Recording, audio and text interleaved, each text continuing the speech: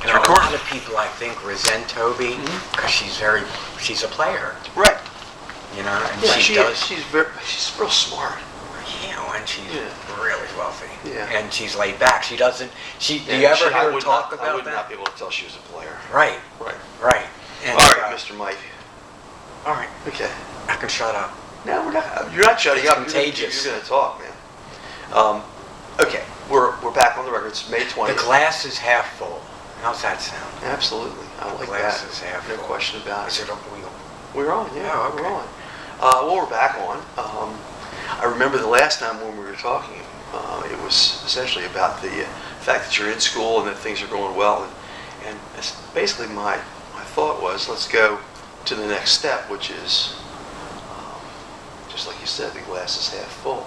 Your gratitudes. You had a good way of talking about that before.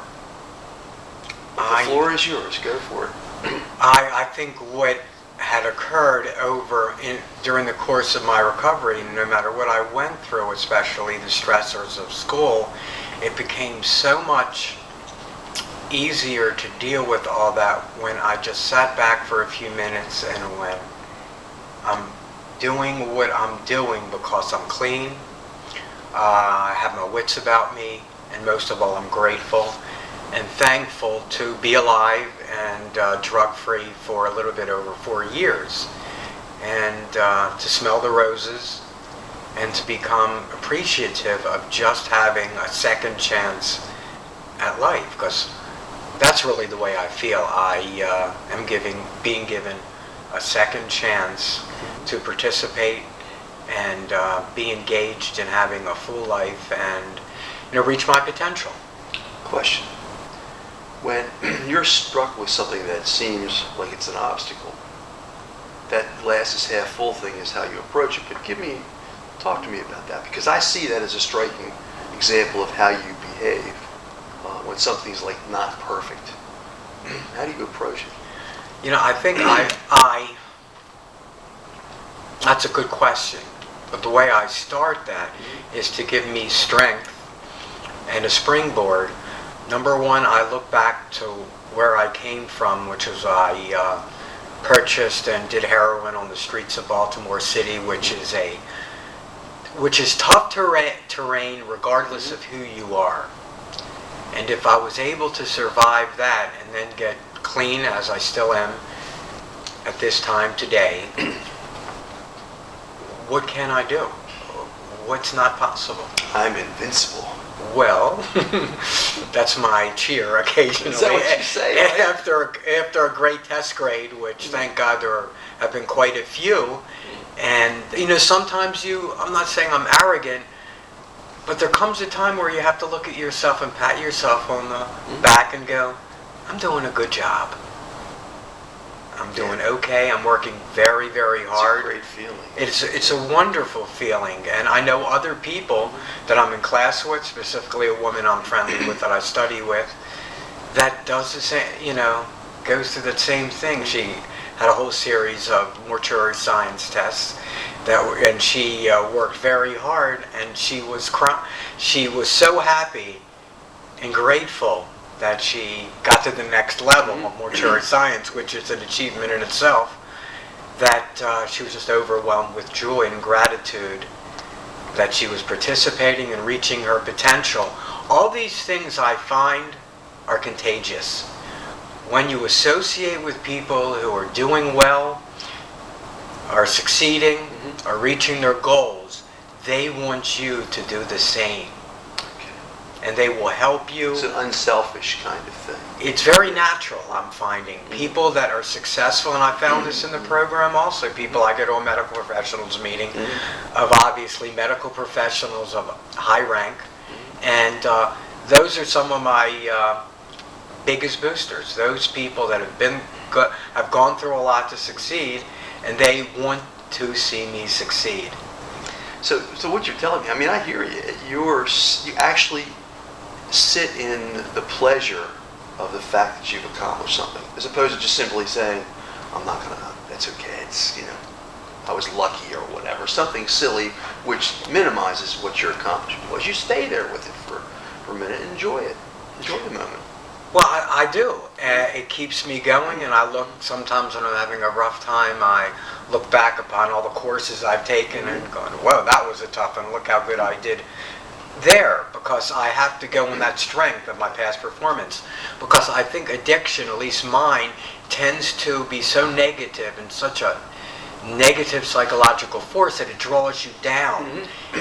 My addiction tells me you can't do it because you're not good enough. Right.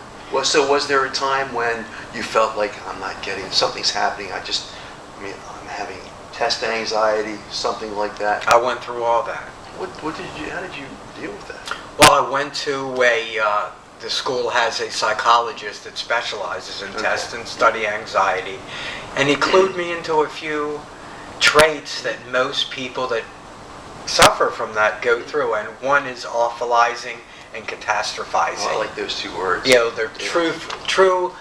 Catastrophizing Yeah. and awfulizing. Well, you're setting yourself up for failure, because Sounds you familiar. over respond to irrational thoughts. So they're called automatic thoughts, and they're sizing up situations very simply and negatively, and saying why you can't do something. Really healthy people mentally say why they can do something. I gotcha. They're opposite of the poles. I've always felt like this is really important. The test of someone is not how they act when they're down on the ground, it's how they act as they're getting back up again. And if you can be that kind of person it's like the little train that could. I think I can, I think I can, I think I can. Is that what you're talking about? Absolutely. Yes. That's perfect. Positive attitude. I know that's simple. Maybe you ought to be a counselor or a teacher or something like that, Yeah, a great way of putting that kind of stuff. A smile on your face and you really feel it. Well, a good deal of what I'm studying, mortuary science, funeral direction, is not only about the deceased, it's about the family.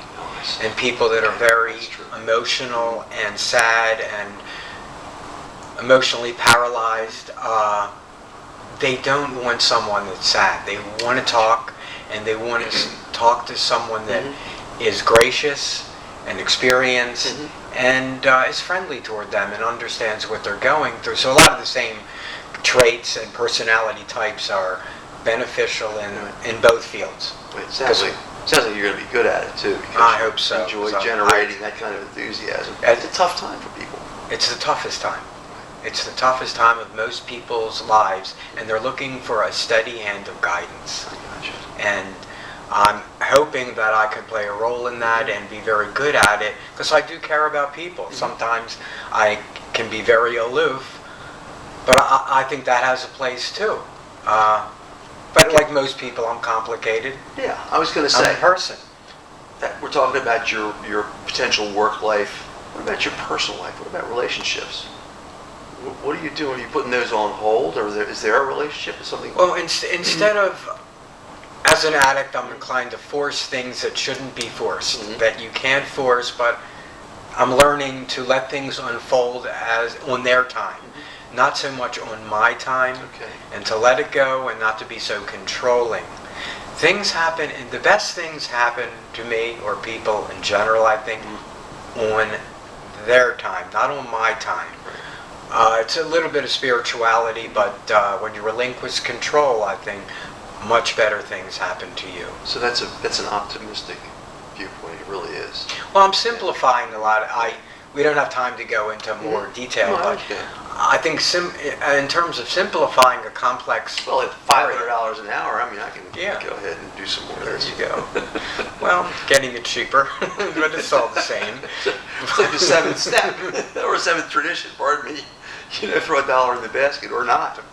Right. Money well spent. But the idea is that you do have the work part of your life, which I think what you're saying to me is that's the most important focal point for me right now. And if that works out, then the rest of this will come in its own time. I think that's well said. Things in their time, but right now I have to prioritize. For me personally, a big part of my life is working, being productive, reaching my potential. That is, to me, the icing on the cake in recovery. They go together. Which was so different than where you were going before, which was nowhere. And every day, that keeps me focused and grateful.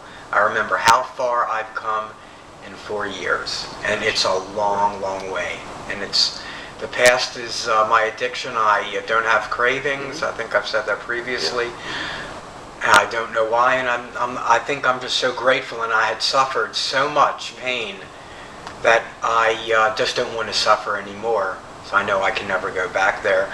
And I'm a believer that you're going backward or you're going forward. There is no neutral. For me, I believe that every day.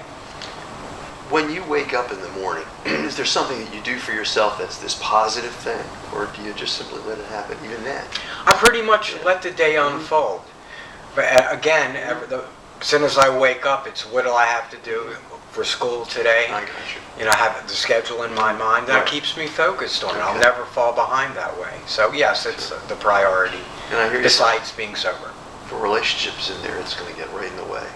It could. Yeah. It could, and I've had that happen before in recovery. So I've had experience, and over time, what's the saying? Insanity is repeating the same behavior repeatedly and getting the same result, but then repeating it again, thinking it's going to be a different result. Exactly. So I've learned over the course of, I don't think I mentioned,